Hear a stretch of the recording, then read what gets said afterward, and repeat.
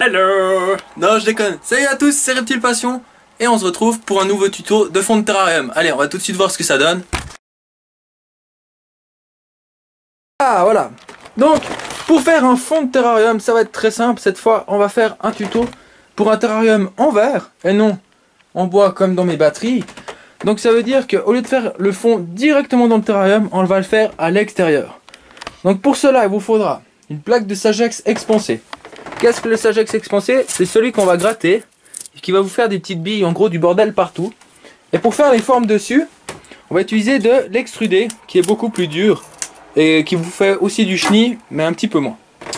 Ensuite, il nous faudra un ingrédient plutôt, un truc vraiment important pour coller nos plaques de Sagex sur l'autre Sagex, ou à la fin on collera le Sagex au fond du terrarium. C'est du silicone. Alors du silicone n'importe lequel, il faudra juste bien le laisser sécher pour que les vapeurs toxiques bien sûr s'évaporent. Donc voilà.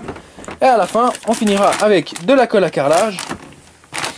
Ensuite un petit peu de couleur. Moi je vais juste utiliser du blanc et du gris peinture acrylique, donc c'est sans solvant. Et pour finir du vernis.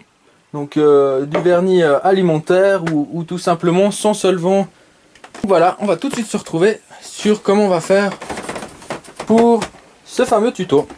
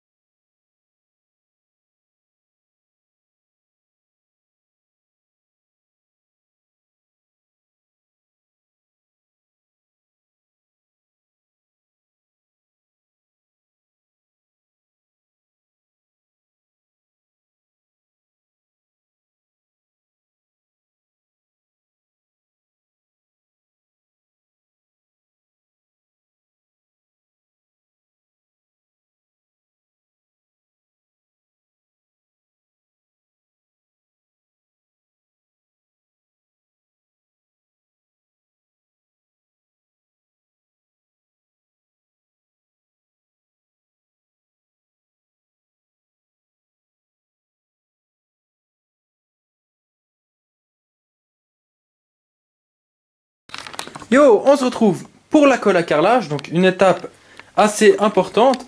Je vais vous montrer qu'il n'y a pas besoin d'être carreleur ou apprenti maçon comme je le suis pour réaliser un de ces fonds.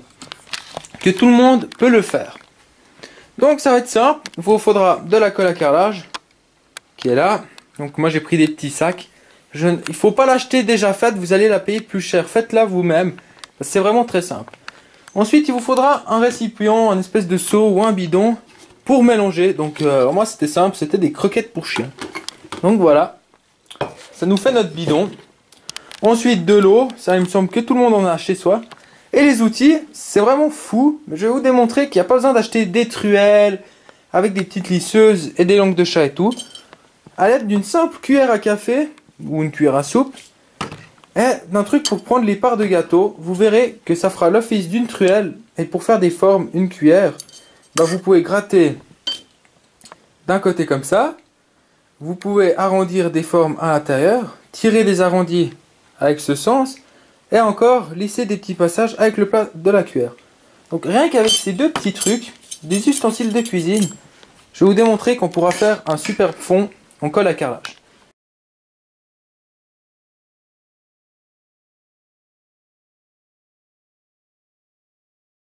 C'est parti. Donc la colle à carrelage, on va la verser dans notre espèce de bidon à chien. Évitez de lever trop le sac, ça évitera de faire trop de fumée de ciment. Voilà. Le sac, on le jette.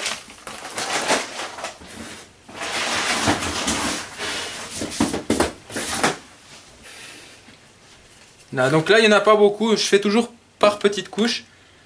Donc, vaut mieux toujours mettre un petit peu d'eau que trop. Comme ça, si vous en avez plus, vous pouvez toujours rajouter l'eau. Ensuite, on va prendre notre magnifique truelle improvisée. Et on va mélanger, en faire notre fameuse pâte.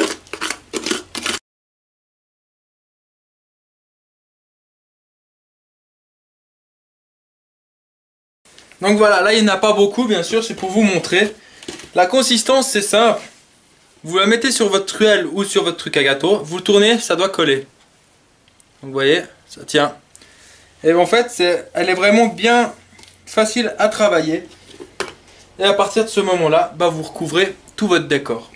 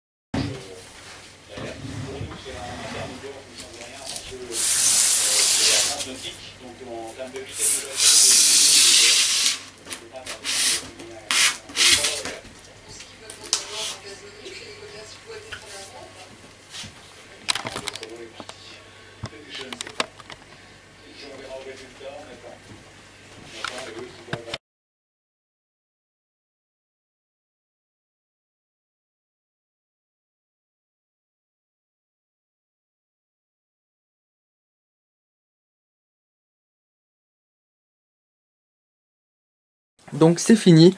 Là, je vais laisser sécher la dernière couche de vernis. Comme on peut le voir, ça brille encore dans le terrarium. Comment coller votre fond au terrarium pour qu'il tienne bien? Donc c'est simple, vous allez faire 3 gros points de silicone derrière la plaque que vous allez appuyer contre. Et faire sur les côtés, excusez-moi, des joints tout le tour. Moi j'ai encore intégré les feuilles dedans, comme ça, ça bouge plus. Donc voilà le résultat final. Qu'on peut très bien voir. Donc là c'est pas très beau parce que ça brille à cause du vernis qui va sécher. Donc il n'y a pas le serpent, hein. Le serpent je vais le laisser une semaine en rack pour que les vapeurs s'évaporent bien, pour vraiment qu'il n'y ait aucun risque pour la bête. Donc on va laisser sécher et le résultat final donnera exactement le même que celui de la photo une fois peint et sec. Donc voilà, j'espère que ce petit tuto vous aura plu. Je vous invite comme d'habitude à venir sur ma page Facebook, donc qui est aussi Reptile Passion Brian. Si vous n'êtes pas abonné, à vous abonner à ma chaîne YouTube, à partager ma vidéo sur tous les réseaux, les forums de reptiles, comme ça peut aider des gens. Et je vous remercie, il y a un petit like en plus, et puis voilà. Allez, à la prochaine pour plein d'autres tutos, et encore merci à tous.